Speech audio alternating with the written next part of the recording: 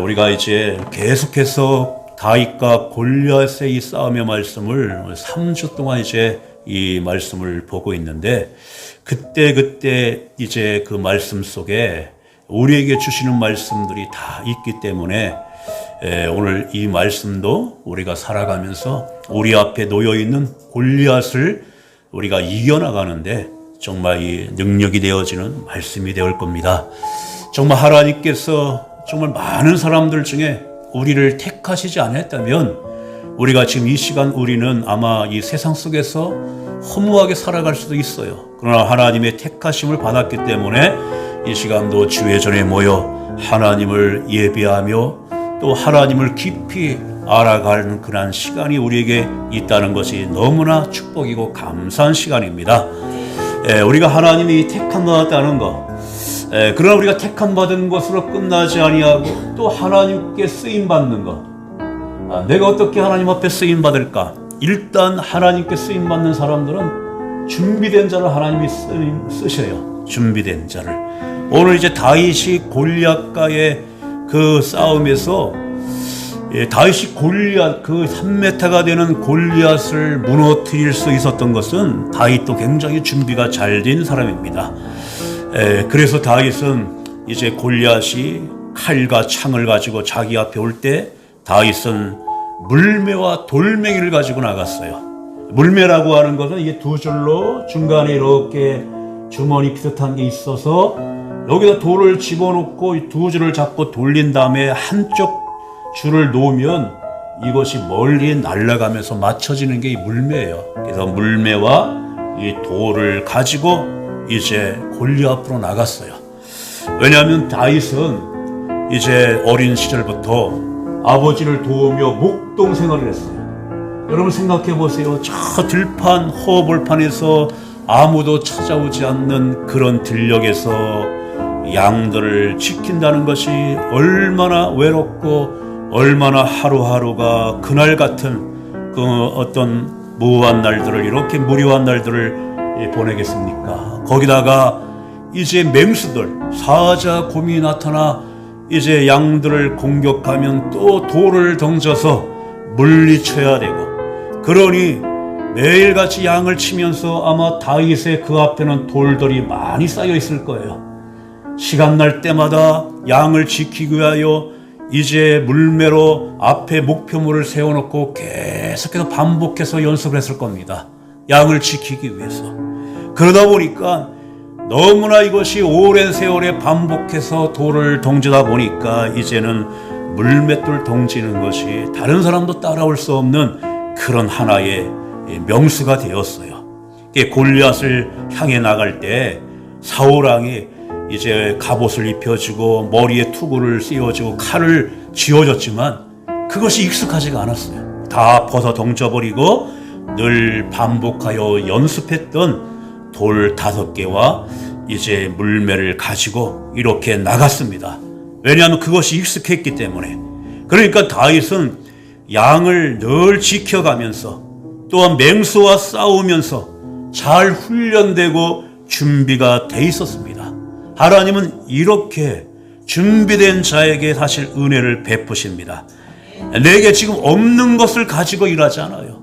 내게 익숙한 것을 도구로 사용하신다는 거예요. 우리가 이제 홍해바다를 가르고 구약에 보면 반석을 쳐서 샘물이 터져나오게 할 때도 모세야, 네 손에 뭐가 있느냐? 지팡이가 있나이다. 늘 가지고 다녔던 지팡이가 얼마나 익숙합니까? 홍해바다 앞에 그 지팡이를 들어라.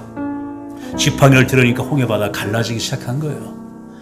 또 예수님께서 빈들에서 말씀을 전하며 많은 사람이 이제 배고파하고 있을 때 예수님이 보리떡 5개와 물고기 2마리로 5,000명을 먹이시는 기적을 행할 때도 한 어린 소년이 그날 도시락을 싸온 게 그 물고기 5마리, 보리떡 5개, 물고기 2마리를 싸왔어요. 그거를 가지고 하나님께서, 예수님께서 기적을 행하신 것입니다. 하나님께서는 마찬가지예요. 우리가 가지고 있는 것이 뭐냐? 네게 익숙한 것이 뭐냐? 그걸로 승리케 하시는 거예요. 내게 없는 것 가지고 하지 않습니다. 내게 주어진 은사와 달란트를 가지고 사용해 주십니다. 다윗이 이렇게 하나님 앞에 택함 받았던 그 때를 성경은 정확하게 말씀해 주고 있어요. 우리가 주배 보시면 오늘의 양식 맨 위에 시편 78편 70절에 71절 한번 읽겠습니다. 시작. 또 그의 종 다윗을 택하시되 양의 우리에서 지하시며 전양을 지키는 중에서 그를 이끌어내사 그의 백성인 야곱 그의 소유인 이스라엘을 기르게 하셨더니 아멘. 다윗을 택하실 때 그가 양들을 하루하루 매일같이 양을 치면서 양들을 지키시는 그 모든 것을 하나님께서 보시고 끊임없이 양을 지키기 위하여 물맷돌을 던지는 다윗을 보았어요. 그리고 그런 다윗을 하나님이 택히시고 골리앗을 물리치게 하고 이스라엘 왕을 삼으신 겁니다. 그렇다면 내가 지금 앞에 서 있는 골리앗을 내가 무너뜨리기를 원한다면, 정말 내가 영적인 전쟁에서 승리하기를 원한다면, 내 인생이 정말 하나님의 손에 붙들려 사용되어지고 쓰임받는 인생으로 살아가기를 원한다면 내게 없는 것을 보지 마십시오.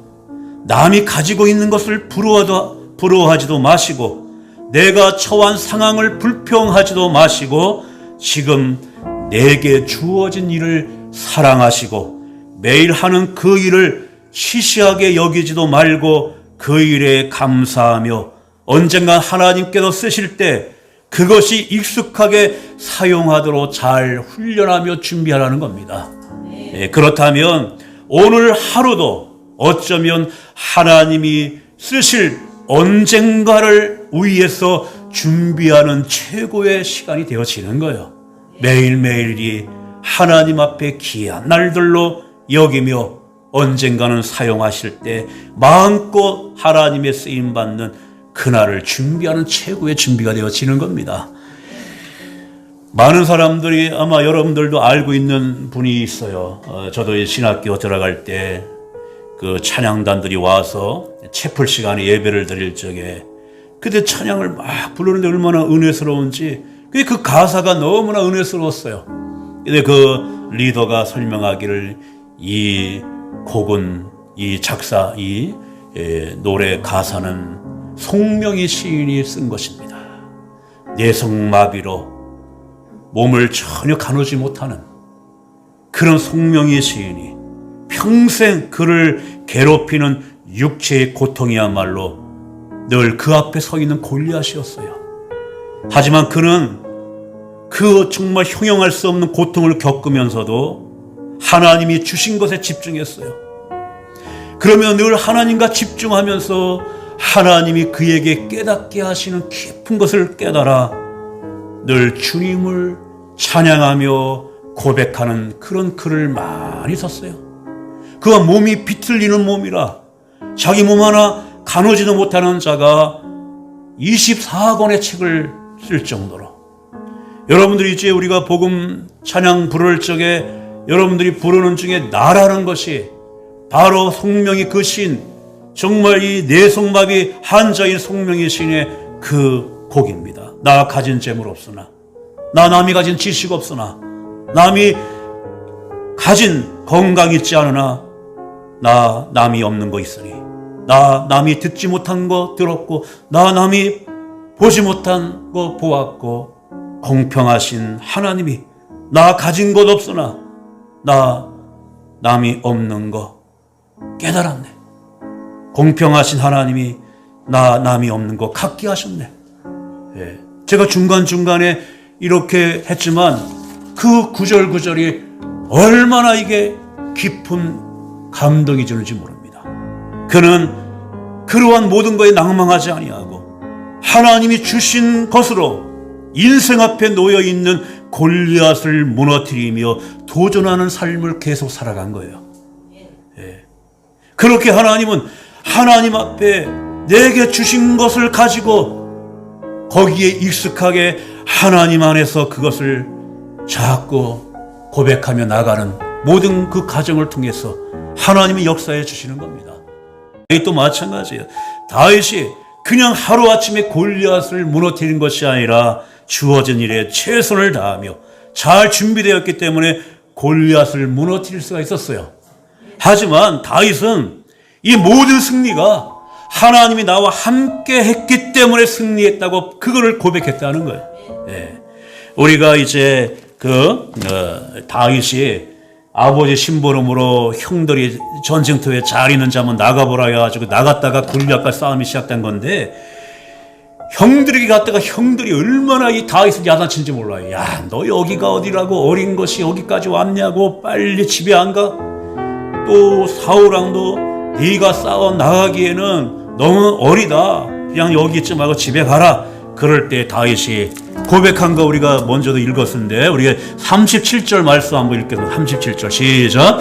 또 다윗이 이르되 여호와께서 나를 사자의 발톱과 곰의 발톱에서 건져내어 나를 이 블레셋 사람의 손에서도 건져내시리라. 다윗에게 이르되 가라, 여호와께서 너와 함께 계시기를 원하노라. 아멘. 여기 보면 과거와 현재 미래가 다 들어가 있어요. 얼마나 양을 치면서 하나님을 붙들고 하나님을 의지하며 하나님 나를 도와달라고 그럴 때마다 하나님께서 그 맹수로부터 건져내 주셨기 때문에 내가 골리앗과의 싸움에서도 그 하나님이 나를 골리앗의 손에서 건져내 주실 것이다. 정말 얼마나 그가 그렇게 살아왔기 때문에 앞으로도 그렇게 될 거라고 고백하는 겁니다. 하루아침에 된 것이 아니었어요. 이거는 단순한 어떤 그런 고백과 같지만 엄청난 믿음입니다. 매일매일 그렇게 살아왔다는 거예요. 하나님 나를 건져주세요. 이 하나님이 어떤 나를 삼키려고 하는 이 악한 맹수로부터 양과 나를 건져달라고. 그리고 내가 나가는 그 길에도 하나님이 건져 주실 것을 믿는 엄청난 믿음의 고백입니다. 그래서 이제 골리앗을 향해 다윗이 나갈 때 오늘 골리앗은 내 앞에서 넘어질 것이다, 그렇게 확신을 가지며, 그리고 이 모든 전쟁은 하나님께 속한 것이다. 우리 47절 읽었지만 다시 한번 47절 한번 읽겠습니다. 시작. 또 여호와의 구원하심이 칼과 창에 있지 아니함을 이 무리에게 알게 하리라. 전쟁은 여호와께 속한 것인즉 그가 너희를 운의 손에 넘기시리라. 아멘. 그렇게 골리앗이 오늘 내 앞에 무너질 것을 확신하고 전쟁은 하나님께 속했다고 하는 것은 모든 싸움의 승패는 하나님께 달려있다는 겁니다. 다윗은 그렇게 모든 걸 알았어요. 아무리 최선을 다해서 준비를 해 놓는다 할지라도 하나님이 함께 하시지 아니하면, 주께서 은혜를 베풀어 주시지 아니하면 결코 승리할 수가 없어요. 모든 개인의 흥망성쇠, 모든 가정, 나라의 흥망성쇠도 하나님께 달려있기 때문에 우리는 각자의 상황에서 최선을 다하면서 하나님 앞에 늘 겸손하고 간절한 마음으로 하나님의 도우심의 얼굴을 구하며 하나님 앞에 늘 무릎으로 기도하며 그렇게 우리는 살아가야 된다는 겁니다. 다윗은 내가 왜 이 싸움을 해야 되는지, 왜 모두가 벌벌 떨고 있는 골리앗 앞에 왜 내가 나가서 싸워야 되는지 그 목적을 다윗은 분명히 알았어요. 이 목적을, 왜 내가 골리앗과의 싸움을 해야 되는지 정확하게 목적을 알았습니다. 우리가 46절 말씀 한번 읽겠습니다. 46절 시작. 오늘 여호와께서 너를 내 손에 넘기시니 내가 너를 쳐서 내 목을 베고 블레셋 군대의 시체를 오늘 공중에 세워 아래 들짐승에 주어 온 땅으로 이스라엘 하나님이 계신 줄 알게 하겠고. 아멘. 목적은 뭐냐 하면 내가 골리앗과의 싸움을 통해서 하나님이 살아 계심을 만방에 드러내기 위한 그 목적이 있는 거예요. 온 땅에 하나님만이 살아계신 하나님이라는 그 사실을 나타내고 싶었다는 겁니다. 이 싸움은, 골리앗과의 싸움은 인간적인 칼과 창의 싸움이 아니라 이 싸움은 하나님께 속한 전쟁이라는 것을 그는 증명해 보이기 원했던 것입니다. 그래서 이 전쟁은 하나님께 속한 것이다.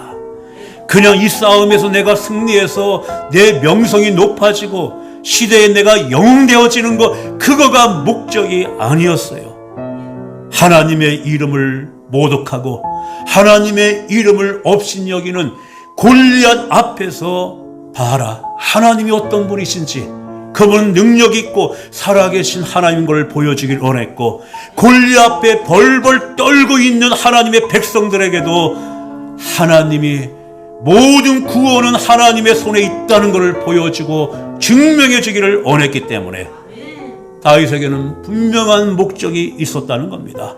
그 목적이 분명한 자에게 하나님은 함께 하시고 능력의 하나님인 것을 보여주기를 원하십니다. 그러니까 우리가 살아가면서 내가 무슨 일을 하든지, 내가 또한 누구를 만나든지 그 배후에는 항상 하나님의 영광을 위한 것이 목적이 분명해져야 됩니다. 우리가 주 배우시면 위에서 두 번째 고린도전서 10장 31절 시작.